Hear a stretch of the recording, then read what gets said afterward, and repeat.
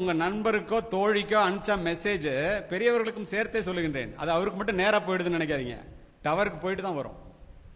அங்க போனா ஹிஸ்டரின்னு இருக்கும், குக்கீஸ்னு இருக்கும், எல்லாம் சேவ் ஆயிடும். எவ்வளவு நாட்கள் கழித்து வேண்டுமானாலும் நீங்க என்ன மெசேஜ் கொடுத்தீங்களோ, என்ன தப்பு நடந்துச்சோ அத்துணையையும் பார்க்க முடியும். பர்மிஷன் வாங்கணும், அவ்வளவுதான். காவல்துறை அதிகாரியாக நான் சொல்லுகின்றேன், ராத்திரி ஒரு பொண்ணு ஒரு பையனுக்கு 10 மெசேஜ் கொடுத்துட்டு அழைச்சிருச்சுன்னா அதை படிக்க முடியாதுன்னு தெரிஞ்சா பூனை கண்ணை மூடிட்டா உலகம் இருண்டு போச்சுங்கிற மாதிரி அத்துணையையும் படிக்க முடியும். பார்க்காத வரைக்கும் மாட்டாத வரைக்கும் பிரச்சனை இல்லை. பார்க்கணும்னு ஆரம்பிச்சிட்டா பாதி பேர் ஒளிஞ்சான். அப்போ எவ்வளவு ஒரு dangerous game we are playing. இந்த சூழ்நிலையில பிள்ளைகள் என்னெல்லாம் செய்யக்கூடாது? முதல்ல உங்க செல்போன் நம்பரை ஃபேஸ்புக்கில் பதிவு பண்ணக்கூடாது. உங்க பாஸ்வேர்டை அதில் பதிவு பண்ணக்கூடாது. உங்க போட்டோவை அதில் போடக்கூடாது. உங்களுடைய அட்ரஸ் அதில் பதிவு பண்ணக்கூடாது. எங்க படிக்கிறீங்கன்னு சொல்லக்கூடாது. உங்க அட்ரஸ் என்னன்னு சொல்லக்கூடாது. பர்த்டே என்னன்னு சொல்லக்கூடாது. இதெல்லாம் சொன்னா அதை எடுத்து நீங்கள் இருக்கின்ற இடத்தை கண்டுபிடித்து உங்களை பிளாக்மெயில் பண்றதுக்குரிய வாய்ப்புகள் அத்துணையும் அதில் இருக்கிறது. ஒரு நியூஸ் பேப்பர்னாங்க ஒன் வே டிராபிக், நீங்க படிச்சுட்டு தூக்கி போடலாம். ஒரு டிவியில் ஆபாச படம் வந்துச்சுன்னா நீங்க ரிமோட் கண்ட்ரோலை வச்சு வேற சேனல் மாத்திக்கலாம்.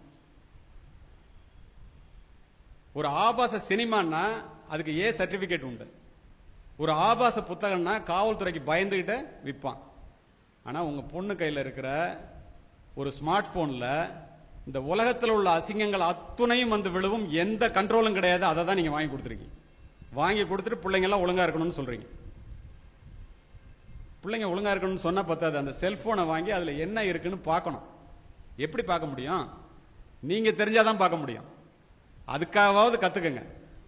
பேசிக்கா என்னன்னு தெரிஞ்சுக்கங்க. இவ்வளவு கஷ்டப்பட்டு பிள்ளைகளை வளர்க்கின்றீர்களே, பூச்சூடி விரல் பிடித்து நடைபழக்கி முதுகெலும்புடைய பாடுபட்டு முழு வயிறு காணாமல் உழைத்து இந்த பிள்ளைகளை வளர்க்கின்ற நீங்கள் கெட்டு போகாமல் வேலி போட்டு பார்த்துக் கொள்ள வேண்டாமா? இல்லைன்னா 2000 ரூபாய்க்கு ஒரு செல்போன் இருக்கு, அதை வாங்கி கொடுங்க. பேசுறதுக்கு மட்டும்தான் முடியும். பாருங்க, ஏன் ஸ்மார்ட் போன் ஏன் வாங்கி கொடுக்குறீங்க? பஞ்சையும் நெருப்பையும் பக்கத்தில் வச்சுட்டு பத்திக்காம எவ்வளவு நாள் பார்க்க முடியும் நீங்க? சரி, இப்போ இந்த மாதிரி அந்த செல்போன்ல இதெல்லாம் பதிவு பண்ணக்கூடாது. ஒரு ஃப்ரீ ஆப்ஸ் வருது அப்படின்னு சொன்னா அதை டவுன்லோட் பண்ணாதீங்க. பிள்ளைங்களுக்கே சொல்றேன். ஃப்ரீ ரீசார்ஜ் அப்படின்னா அதை டவுன்லோட் பண்ணாதீங்க. ஃப்ரீ கேம் அப்படின்னா டவுன்லோட் பண்ணாதீங்க. ஏன் தெரியுமா? அதுல ஏற்கனவே ஒரு சாஃப்ட்வேரை உள்ள திணிச்சு வச்சிருக்கான். நீங்க ஃப்ரீன்னு நினைச்சு அதை டவுன்லோட் பண்ணீங்கன்னா உங்களுடைய கேமரா, உங்களுடைய போனு, அதுல நீங்க கொடுக்கிற மெசேஜ் எல்லாத்தையும் யாரு அந்த ஆப்ஸை உள்ள வச்சிருக்கிறானோ அவன் பார்க்க முடியும். உங்க கேமராவை அவன் கண்ட்ரோல் பண்ண முடியும். உங்களுக்கு தெரியுமா, சமீபத்தில் அமெரிக்கால 47 கோடி ரூபாய் இந்திய மணிக்கு ஒரு காரு. அந்த கார்ல ஒருத்தன் போயிட்டு இருக்கான். அவன் கார் கம்பெனி ஓனர். பின்னாடி ஒருத்தன் கார்ல வர்றவன் அவனுக்கு போன் பண்றான். சார், உன் கார் கண்ட்ரோல் என்னிட்ட இருக்குங்கிறான். அவனுக்கு ஒன்றும் புரியல. கம்ப்யூட்டர்ல முன்னாடி போற கார் கம்பெனி ஓனருடைய காரினுடைய கட்டுப்பாட்டை பின்னால் வருபவன் ஹேக் பண்ணதுன்னா அந்த சிப்ஸ்ல இருந்து அவன் அதுல கனெக்டிவிட்டி உண்டாக்கி பிரேக் அழுத்துறான். முன்னாடி போறவன் பிரேக் நிக்கல, ஸ்டேரிங்கை திருப்புறான், வண்டி திரும்பல, ஃபுல் கண்ட்ரோல் அவனுக்கு வந்துருச்சு. அதையே செய்ய முடியுதுன்னா நீங்க பேசுறதெல்லாம் பார்க்க முடியுமா, கேட்க முடியுமா? கொடுக்கிற மெசேஜை போட்டோவை பார்க்க முடியுமா, முடியாதான்னு நீங்களே முடிவு பண்ணி. அப்ப பெற்றோர்கள் என்ன செய்யணும்? நேராக பேசுகின்ற, ஒருவரோடு ஒருவர் முகம் பார்த்து பேசுவதற்கு கூச்சப்படுகின்ற, சங்கோஜப்படுகின்ற எதையும் செல்போனிலே பரிமாறிக்கொள்ள கூடாது. நிஜ உலக ஆபத்திலிருந்து இந்த பிள்ளைகளை காப்பாற்றுவதற்கு பெற்றோர்களாகிய நீங்கள் எதையெல்லாம் முன்னெச்சரிக்கை நடவடிக்கைகளாக எடுக்கின்றீர்களோ அத்துணையையும் இந்த நிழல் உலக ஆபத்திலிருந்து காப்பாற்றுவதற்கு நீங்கள் எடுத்தே ஆக வேண்டும். இருவேறு கருத்துக்கு இடமே இல்லை. பிள்ளைகளையும் பெற்றோர்களையும் வைத்துக் கொண்டு நான் இதை சொல்லுவதற்கு காரணம், இதனோட சீரியஸ்னஸ் என்னன்னு 2 பேருக்கும் புரியணும். அதுக்காக தான் சிஸ்டர் இந்த மீட்டிங்கை ஏற்பாடு பண்ணாங்க.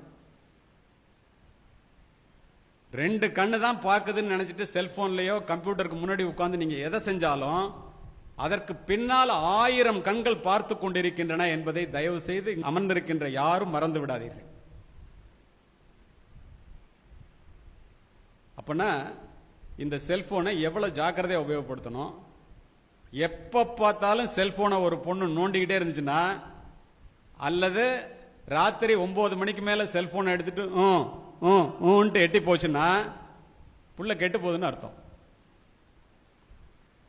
மிஸ்டு காலிலே வாழ்க்கையை இழந்த பல மாணவிகளை காவல்துறை அதிகாரியாக நான் அறிவேன். அதனாலதான் இவ்வளவு ஓப்பனா பேசுறேன். இதை புரிந்து கொள்ள வேண்டியது பெற்றோர்களே, சொல்லிக் கொடுக்க வேண்டியது ஆசிரியர்களே.